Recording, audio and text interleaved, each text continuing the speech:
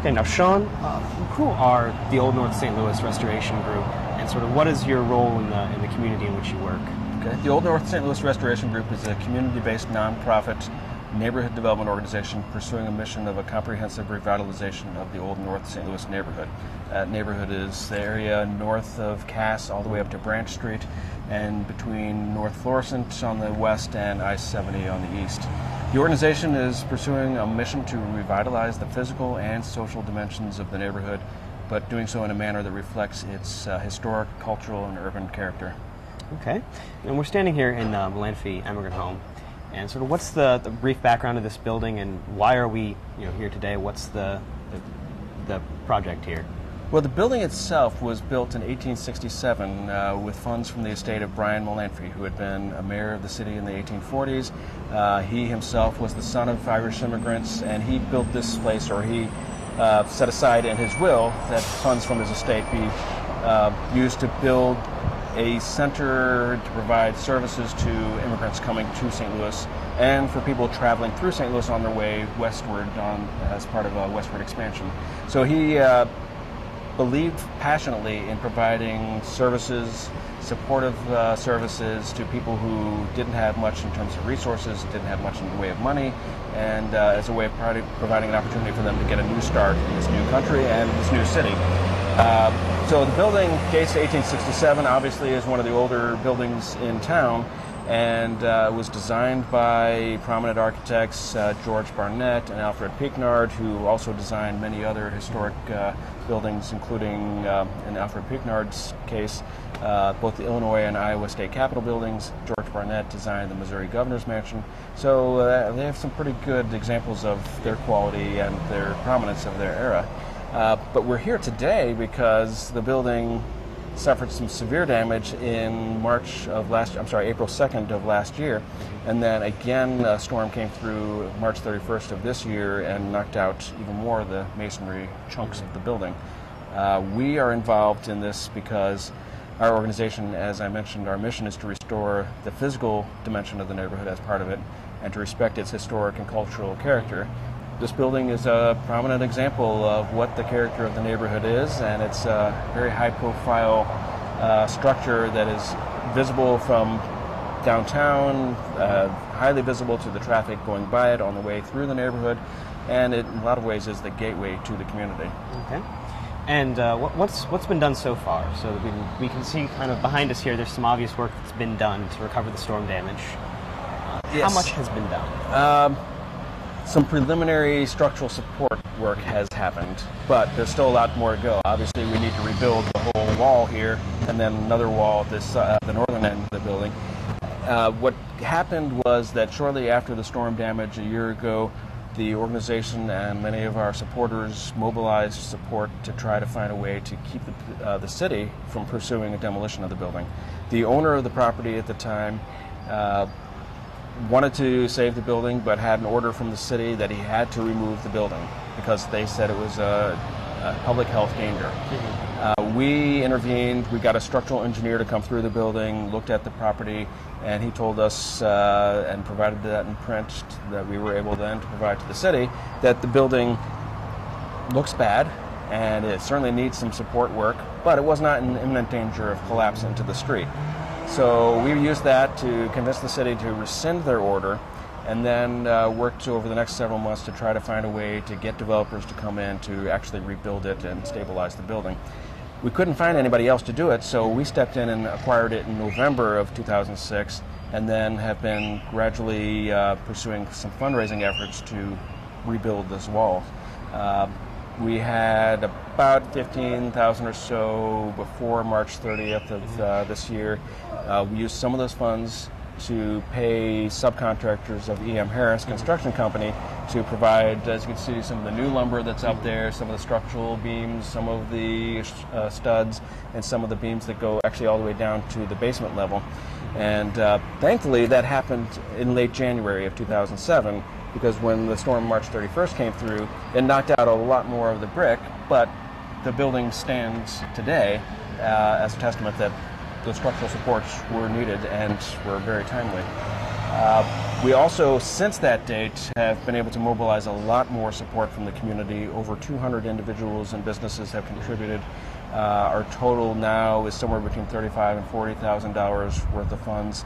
We're going to need another close to $300,000, and now we think we're at a stage where we can go after some corporate and foundation support to match what individuals have given. A lot of individuals without deep pockets did dig deep and contributed from what they had. Now the foundations and corporations that support historic preservation and support neighborhood development, now they can step in and take us to the end line. Have you had any support from local government, or have they been just mostly either a third party to this that you've been working with? Well, the mayor's office has expressed their support to us. They believe this building deserves preservation. They believe that what we're doing is the appropriate approach.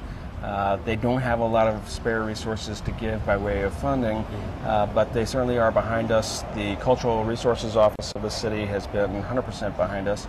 And then we've worked with a few of the other city agencies to make sure that what we're doing is consistent with their plans.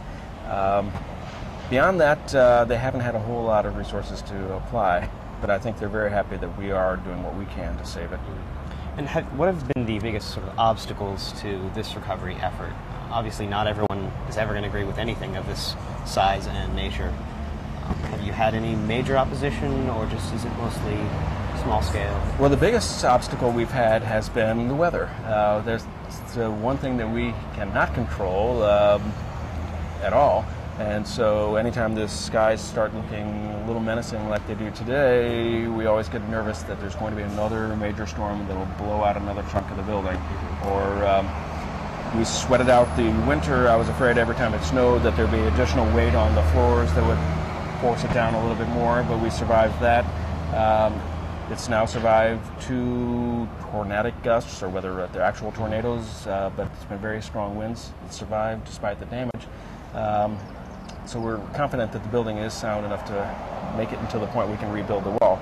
The other challenge, of course, is that we can't just wait forever for this to happen. We need to move quickly enough to get these walls rebuilt so that the next storm that comes along, there will be a barrier there to block that from getting into the building. Because when the storm came through on March 31st, it blew through this big opening and had to go out somewhere. So it found the weakest spot and knocked out a hole at the other end of the building. The next storm that comes through, it may find another weak spot to go out. So we hope to get it completed before too long. But the other part is that this building has survived 140 years.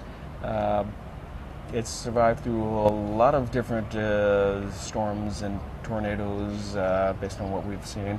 And we expect it will continue. However, everything reaches a breaking point, and we're trying to preserve it before too long. So the challenge there is raising the funds to be able to do the work that we know it needs to happen. And we have some of our other business that we're trying to attend to in the neighborhood revitalization of the Old North St. Louis community, and we can't neglect all of that and focus entirely on this. So we've got to squeeze in the grant writing and squeeze in the fundraising efforts in addition to everything else we're doing. So the community reaction has generally been quite supportive of your efforts? Very much so. We've heard from a few sources that people wonder why we're even trying to save this building. They say it's an old building. You know, if it clear the building out of the way, then maybe something else could be built here. We've seen over and over again, based on our analysis and based on case studies that we've read, that historic buildings, when they're preserved, they can be a tremendous catalyst for other redevelopment around them. So we see this as not a standalone project, that this is part of a larger whole. And we have examples just about 3 blocks north of here where buildings really were crumbling into the streets, and we were able to, through a partnership with another nonprofit, redevelop those properties. There are 9 historic buildings that got rebuilt and now are home to 32 affordable apartments. So the buildings themselves have been preserved. People have housing now that they couldn't afford in high quality setting, and that served as a catalyst for other new construction of for sale market rate houses. So an entirely different type of product got a boost from preserving the historic buildings there. Earlier you mentioned, when we were just sort of walking around and having a conversation, you mentioned this is sort of the keystone of Melanphy, sort of historical, on the National Historical Register. Right. And the downside to not preserving this would be that the area would be delisted? Exactly. In fact, This neighborhood has 3 separate historic districts, national historic districts within its boundaries, and in this case, the Melanphie Historic District includes this building as the anchor and several blocks surrounding it. There is not much around this building to sustain a whole historic district by itself. We would expect that the State Historic Preservation Office would initiate procedures to delist the whole district here, and that would take away tremendous incentive for some of the other historic buildings across the street, down the street, to get those redeveloped in a way that they're usable and no longer eyesores.